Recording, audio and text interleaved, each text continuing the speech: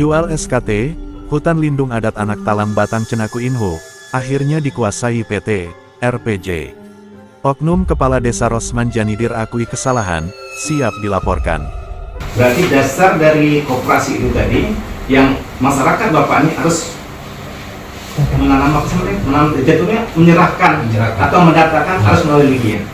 Sesuai dengan surat edaran yang ditentukan oleh Bupati, apa itu apakah tidak sebelum itu Bapak tidak menerangkan mereka? Di situ ada terbunyi Pak, ada terbunyi semua itu dalam surat itu. Kita bawa sama suratnya. Apa bunyi?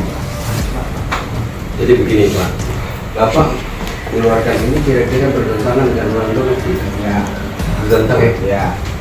Bapak sudah pernah terima surat dari Bupati dan Gubernur masalah larangan untuk mengeluarkan. Nah, ini Pak, saya kasih kopinya. Satu lagi,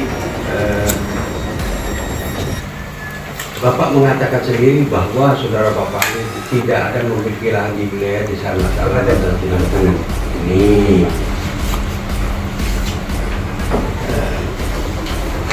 Kalaulah dikatakan bahwa masyarakat tidak mengganggu, satu ada kerjasama Pak membuka lahan dari 1000 hektar dibagi untuk masyarakat 481 hektar. Masyarakat itu mencari yang 481 hektar.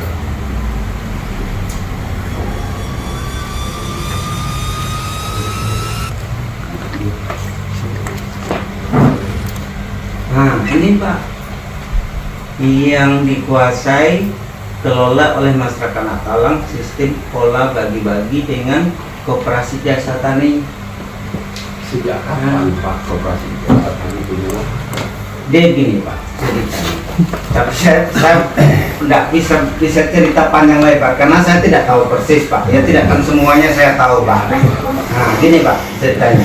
Jadi koperasi ini dulu awalnya dia cerita orang kenapa ditemukan ini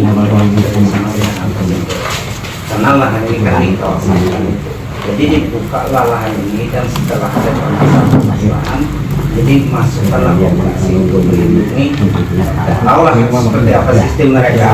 Maka sampailah Kepala Desa Anak Talang diduga telah terbitkan surat keterangan tanah SKT dalam kawasan hutan lindung dan tidak sesuai dengan mekanisme yang diatur dengan semestinya. Sedangkan SKT merupakan dasar atau awal untuk memberikan sertifikat terhadap lahan atau bidang tanah agar diketahui jelas kepemilikannya. Hal ini diungkapkan BJ Sapri kepada awak media ini selaku Ketua Kelompok Tani Bakti Mandiri Kamis, tanggal 5 Desember tahun 2024. Kepala Desa Anak Talang Rosman Janidir dalam menerbitkan SKT tidak mengetahui jelas status dan asal-usul tanah tersebut. Selain itu pula, SKT yang diterbitkan oleh Kepala Desa Anak Talang tidak didasari dengan data penguasaan fisik dan data yuridis, sehingga bukan menjadikan masyarakat hidup makmur dan sejahtera melainkan membuat masyarakat saling konflik diakibatkan SKT yang diterbitkan oleh Kepala Desa Anak Talang, ungkapnya.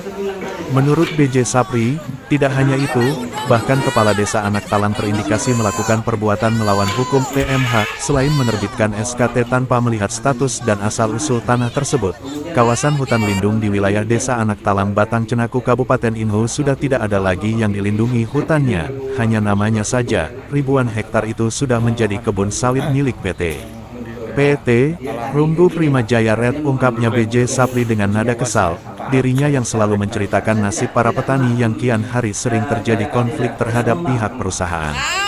Saat dikonfirmasi oleh tim lembaga swadaya masyarakat KPK Tipikor, Rosman Janidir banyak kebingungan bahkan kurang paham mengenai kawasan hutan lindung yang berada di wilayah desanya. Namun demikian Kades Anak Talang mengaku salah dan siap menanggung konsekuensi hukum.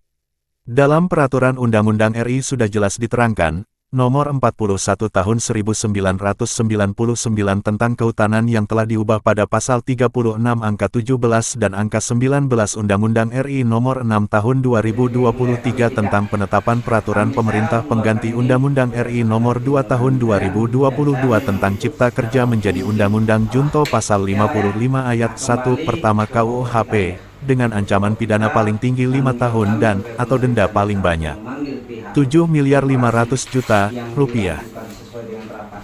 Kemarin sudah kami panggil, tapi hari ini jadwal yang kami tentukan mereka tidak datang. dan kami akan jadwalkan ulang pemanggilan mereka. Baik, saya kira itulah dulu